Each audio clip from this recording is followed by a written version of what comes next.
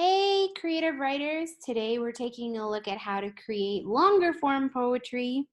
So we have looked at free form, we have looked at rhyme and rhythm, we have looked at visual poetry. Today we're going to look at some different types of poem that tend to be longer. Um, so my goal here is not to make this an exhaustive list because honestly there's so many different longer form poems and we could spend like a whole entire day on just the sonnet, but we don't have time for that. So I want to give you a brief overview of the different styles and give you like an example of what they kind of look like. And then your task for today is going to be to pick one of these styles and write a longer form poem. There is a worksheet that's up on Moodle that gives you instructions for each of these poems. So I'm going to give you a brief overview and then you're going to pick the one that seems the most interesting to you or that fits with the theme or topic that you want to write about. And you're going to go ahead and write your longer form poem. But let's dive into these different styles so I can tell you a little bit about them. So the first one I want to talk about is an epic poem. So epics are lengthy narrative works of poetry. These long poems typically detail extraordinary feats and adventures of characters from distant past. So an epic is a story about a historical character who overcomes extreme odds to do something amazing. So if you want to write a poem about that, you want to check out an epic. Okay, our next style is a sonnet, and you've probably heard of a sonnet maybe in English class. Shakespeare used them a lot. A sonnet is a 14-line poem, typically but not exclusively concerning the topic of love. Sonnets contain internal rhymes within their 14 lines. The exact rhyme scheme depends on the style of the sonnet. So if you want to write a poem today about love, check out the sonnets. So I'll just read a couple lines of this Shakespearean poem. Shall I compare thee to a summer day? Thou art more lovely and more temperate. Okay, so we have epics and we have sonnets. Next, we have narratives. So a narrative poem is basically what it sounds like. It's a story poem. So it's similar to an epic, but it tells a story and it doesn't necessarily need to be about a heroic character overcoming great obstacles. It can just have a beginning, a middle, and an end. So, for example, The Raven by Edgar Allan Poe is a narrative. Once upon a midnight dreary, while I pondered weak and weary over many a quaint and curious volume of forgotten lore, while I nodded nearly napping, suddenly there came a tapping, as someone gently rapping on my chamber door. 'Tis some visitor, I muttered, tapping on my chamber door. Only this and nothing more. Okay, another type of story type poem-ish is a pastoral poem. So a pastoral poem is one that concerns natural world, rural life, and landscapes. These poems have been preserved from ancient Greece to ancient Rome to the present day. Basically, pastoral poems look at how wonderful and amazing living in the country is, and they often have to do with sheep or shepherds or an idyllic view of what it's like to live in the country. They don't look at any of the hard work in the country, it's just the amazing, idyllic vision of what it could be like to live in the country. So, for example, Christopher Marlowe's The Passionate Shepherd to His Love reads, Come live with me and be my love, and we will all the pleasures prove. The valleys grows, hills and fields, woods or steepy mountain yields. And we will sit upon the rocks, seeing the shepherds field their flock. If you want to write about nature, shepherds, sheep, you want to write a pastoral today. A eulogy is, you've probably heard that word. A eulogy poem is a poem that reflects upon death or loss.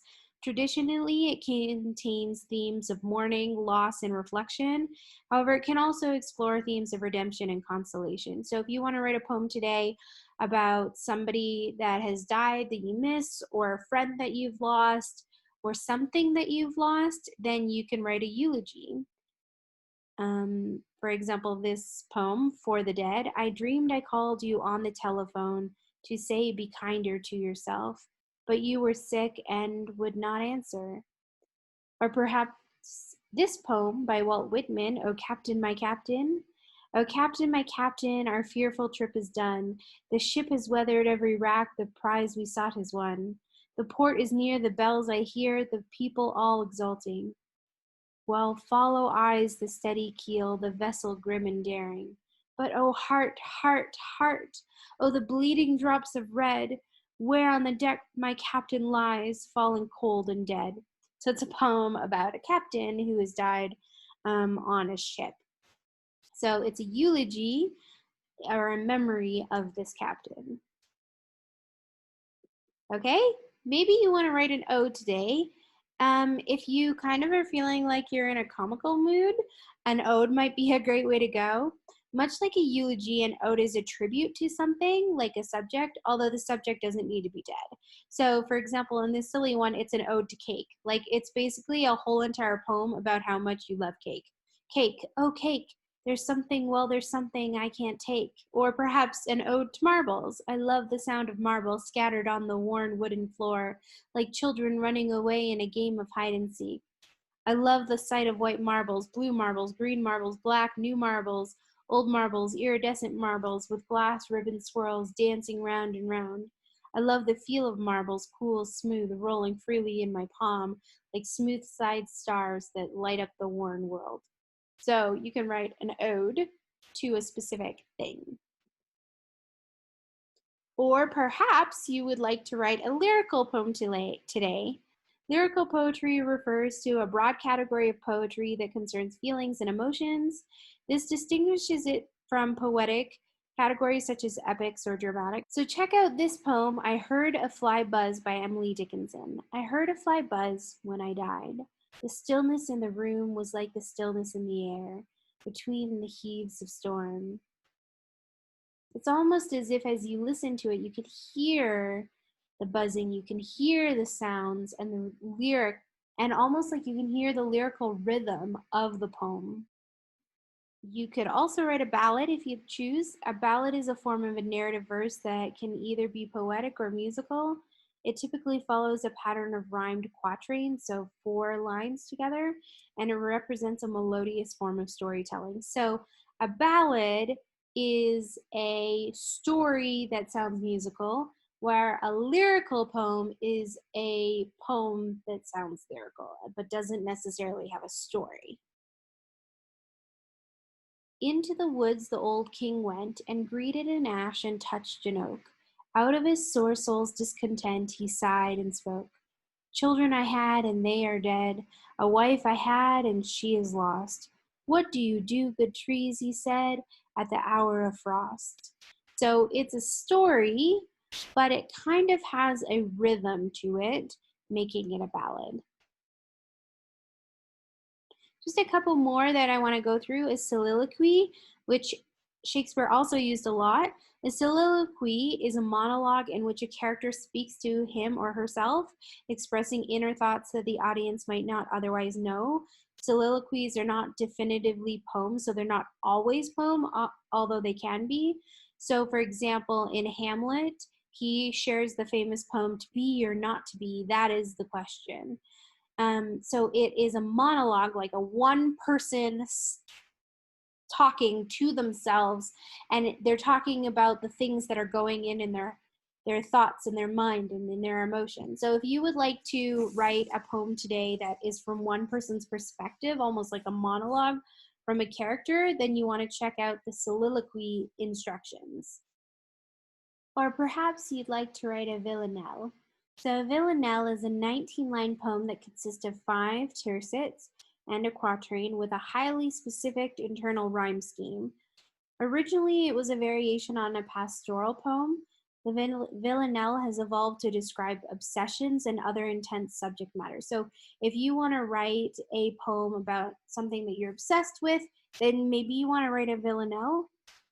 They are very structured, but sometimes structure can actually be helpful because instead of trying to think of the poem yourself, you're following a specific structure.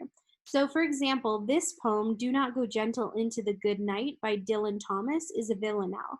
So, I'm going to show you how it works. It contains 5 stanzas or sections, and each stanza has a tercet, so 3 lines. So, the first 4 stanzas have a tercet made up of 3 lines, and then the last stanza, the one at the very end, has a quatrain, so it's made up of 4 lines. So this is a villanelle, and one thing you'll notice is that the first line is repeated 3 times. Do not go gentle into that good night. It's found in lines 1, 6, and 15. Then you'll notice that the third line is repeated 4 times. Rage, rage against the dying of the light, and it's repeated in line 3, 9, 12, and 16. And there's actually a consistent rhyme scheme as well. Notice how day, they, gay, and pray in line 2, 5, 8, 11, and 14 rhyme, but you'll also see a rhyme in the other lines. For example, night, light, right, night, bright, light, sight, light, height, night, and light all have a consistent rhyme scheme. So like I mentioned, the villanelle has a very specific structure. However, it can actually be a lot of fun to write because you first start by writing the 2 main lines, like do not go gentle into the good night and rage, rage against the dying of the light. And then you really just have to fill in the other lines that, and then structure it in this setting of a villanelle. Okay, so for your assignment, you're going to choose one of these styles, and you are going to attempt to create your own longer form poetry. Like I said, there is a worksheet that you can use that gives you specific examples and how to do it and how to get started. So I would suggest trying to decide what you want to write about. Like, do you want to write a story poem? Do you want to write about the country? Do you want to write an ode to something? Do you want to write a dramatic one-person speech? Or do you want to write about love? Or do you want some more structure like the villanelle? And then once you know that, then just go to the instructions for that style and start working on it. I wanted to give you some just how-to tips and some notes before you get started though. So the how-to thing is first choose your topic. Decide what you want to write. And then once you've chosen your topic, then choose your tone. Do you want your tone to be joyful or mysterious or dark or dreary? And often poems will have more than one tone, especially longer form poems. So let's say I want to write about love and I want it to be a dark and dreary poem about love. I might write about how love has been lost and how hard it feels to lose love, versus a happy poem about love, which is going to talk about how love makes me feel like I'm flying in a hot air balloon, versus love makes me feel like I'm drowning in the ocean. That's a totally different type of poem. So understanding what you want to write about and then how you want the tone of your poem to be can be a great place to start. Then use rhyme and rhythm as useful tools. Review the style that you're going to use and check out the rules for that style. So whether it requires rhyme or rhythm, or whether it kind of gives you free form, and then let the story guide you. Writing a full poem may be intimidating, but if you start with the first line and just keep going, that's all you really need to do, and you're going to have a chance to revise it later. So don't worry about trying to make it perfect. Just put down everything that you think onto the paper and then work around that to revise it and make it stronger. And I look forward to seeing what you guys come up with. So make sure that you pick one of the styles that we went over and you follow the instructions in the handout and you write a longer form poetry. Good luck, guys.